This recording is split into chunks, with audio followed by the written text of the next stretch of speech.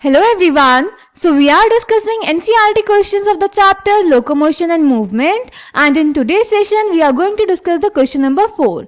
So the question is, write true or false. If false, change the statement so that it is true. तो बेटा question number 4 में हमें कुछ statements दिए गए हैं, हमें बताना है कि ये ट्रू है या फॉल्स है, और अगर फॉल्स है तो उस स्टेटमेंट को हमें चेंज करना है ताकि वो ट्रू हो जाए. Clear? So let's check the answer.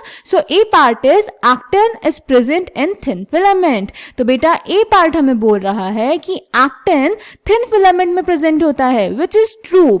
हमने देखा था कि मसल्स में फेसिकुलाई प्रेजेंट होती हैं, जिसमें मसल फाइबर प्रेजेंट होते हैं, जिसमें मायोफाइब्रिल प्रेजेंट होते हैं जो कि मायोफिलामेंट के बने होते हैं.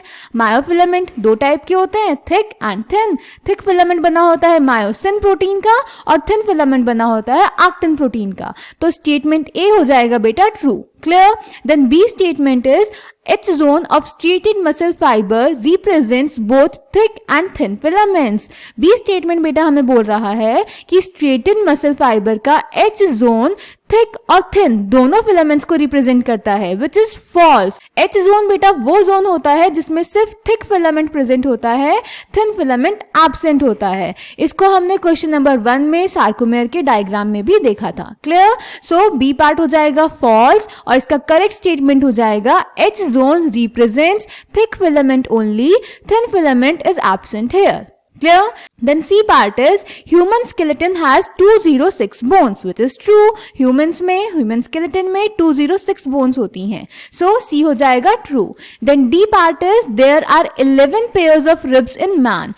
D part बेटा हमें बोल रहा है कि एक man में 11 pairs of ribs होते हैं, which is false. Man में 12 pairs of ribs होते हैं. Clear? So D part हो जाएगा false और correct statement हो जाएगा there are 12 pairs of ribs in man. Then E part is sternum is present on the ventral side of the body.